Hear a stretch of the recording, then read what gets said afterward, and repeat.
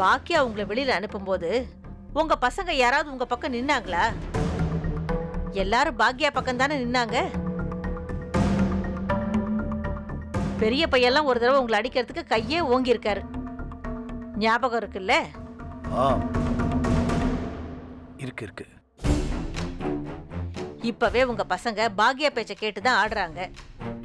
வயசானா இன்னும் சொல்லவே வேண்டாம், உங்களை திரும்பி கூட பார்க்க மாட்டாங்க. இதே உங்களுக்கும் ராதிகாவுக்கும் ஒரு குழந்தை பிறந்துடுச்சுன்னு வச்சுக்கோங்களேன், உங்க கூட எப்பவுமே இருப்பாங்க. உங்களுக்கு ஏதாவதுனா ஓடி வந்து முன்னாடி நிக்கும் பாருங்க. நான் சொல்றது உங்களுக்கு புரியுது இல்ல? இது புரியுது.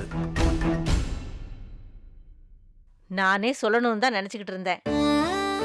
கடவுளோட அருளால அதுவே நடந்துருச்சு. எந்த குழப்பமும் பயமும் இல்லாம சந்தோஷமா இந்த குழந்தையை பெத்துக்கோங்க. சரி அத்தை. உங்க வீட்டுல இருக்கிறவங்க ஏதாவது சொன்னா என்கிட்ட வந்து சொல்லுங்க, நான் பேசிக்கிறேன். முக்கியமா ராதிகாவை பத்திரமா பாத்துக்கோங்க. ராதிகாவை நல்லா பாத்துக்கிறேன் அத்தை, நீங்க அதை பத்தி கவலைப்படாதீங்க.